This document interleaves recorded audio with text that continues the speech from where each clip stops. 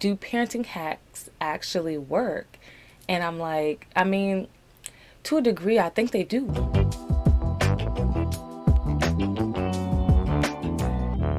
What's up, beautiful people? My name is Sherelle, and welcome back. Today, I wanted to talk about mom hacks, or I should say parenting hacks. Who do they really work for, and like, why are they even necessary? I actually wrote a post on my blog, mommaven.net, called, I forgot what my mom hack was called.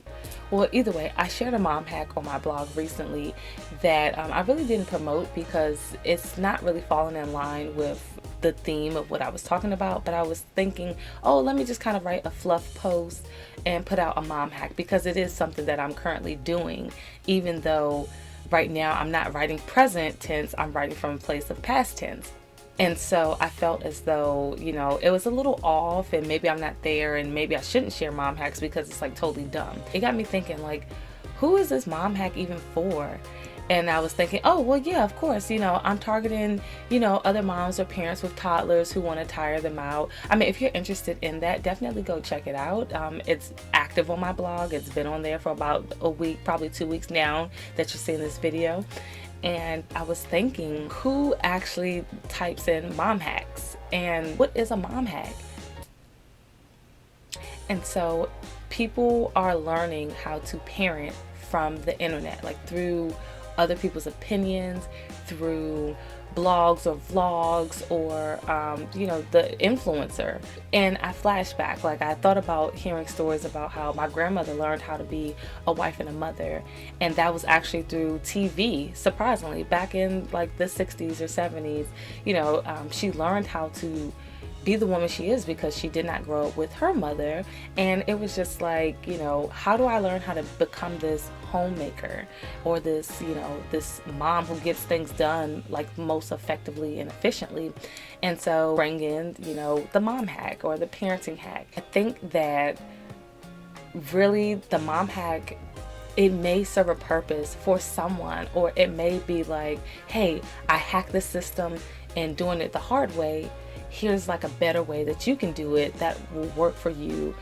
Do parenting hacks actually work?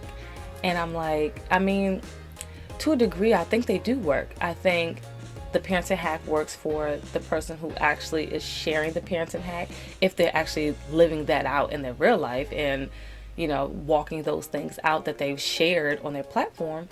And I think for the person who actually tailors it to their lifestyle, it works. And here's where I think the problem comes in with the parenting hack or with the mom hack. I really think that the problem is that we forget somewhere along the way of learning. We so don't want to make a mistake that we forget that we have to actually tailor it to our children. We may get outside advice, and it's like, yeah, that may work for them in their circumstance, but I have to actually turn inward and, take a look at my children and see what they really need. I have an example. So my youngest two are coming up on preschool ages, and I just had them like last week. So schooling, but I want to be ahead of the curve, and they're learning so fast from their older sibling, where I'm just like, oh my gosh, I need to start preparing. I need to start getting things in place. So I run to, my places, because my mom wasn't a homeschooler, though I do go to her for advice. No one in my family, they haven't been down that road before. And so they really don't have much hacks or parenting advice to share with me, and that's totally fine. So I go to where I know to go. I go to Pinterest, I go to YouTube, I go to different blogs that are out there, looking for like the best homeschool curriculum, or how to get your toddler started with homeschooling, or things like that. And then I stop and think to myself, like, is this too advanced for their age? Is this what they are interested in? And like, will this really work? Like, will my child sit down, or will my child really be into this cool, neat thing that I've seen or that I've pinned on my Pinterest board? And mind you, I have hundreds of Pinterest boards. Definitely go follow my social medias, go follow my Pinterest, go follow my YouTube and Facebook, while I'm talking about it. Check me out. Like, I post different things on Pinterest that I post on, maybe Facebook or Instagram, because, there's different platforms. And so, I mean, I also posted a mom hack. So if you want your kids to sleep between the ages of 1 and 2, definitely go check it out. I'll leave it in the description box below. And so, you know, I just was like, I don't think my kids would actually like this. As cool as these resources are, as rich as the information is, I cannot fail to actually turn inward. And even though they can't really talk, but actually observe them and see like, oh, this really works well for them. That really didn't work well for them. And, are we going to just actually throw out that idea altogether? But I think as parents, like, we don't know, especially if we're entering into a new territory, it's scary. And it's so neat to actually have all of these resources. But if you don't know how to apply it, if you don't know how to take bits and pieces and kind of make your own mixture, like make your own cake batter, it would have just been a waste. It won't serve anyone if, the advice that you're taking in cannot actually be applied and is actually causing more stress in your life, and it's not actually a hack, it's actually a hassle. And don't get me wrong, there have been some great people out there that gives great advice, and they, it just seems like you can ask them anything, or they can just put out any type of content, and it's like, oh man, that's exactly what I needed. This is exactly what I needed. Like, we can actually curate our content now to be all about, life hacking. You can actually search up how to make a bed. You can search up how to load your dishwasher. Ask me how I know. Because I've utilized these online tools, even people's advice in real life, to actually apply to my life. But somewhere along the way, especially during this mom journey, especially during this, life of adulting, I've had to say, you know what, that worked for them, or this worked for me a little bit better than it would work for them, and someone else would totally advise against it.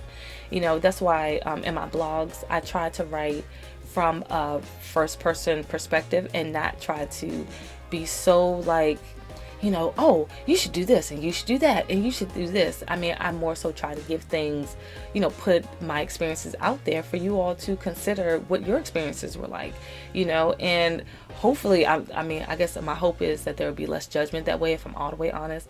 But I mean, you put yourself out there, it leaves yourself open to people thinking that they can apply their own thoughts and opinions. I mean, just in the same as real life, when you go to share your story with someone, not to say don't share. I think it's almost like you have to use wisdom and discernment when you're talking with everyone, really, not certain ones, everyone. And not to say that, oh, everyone's out to get you, or everyone wants to destroy your home life, or, disrupt your home and your marriage.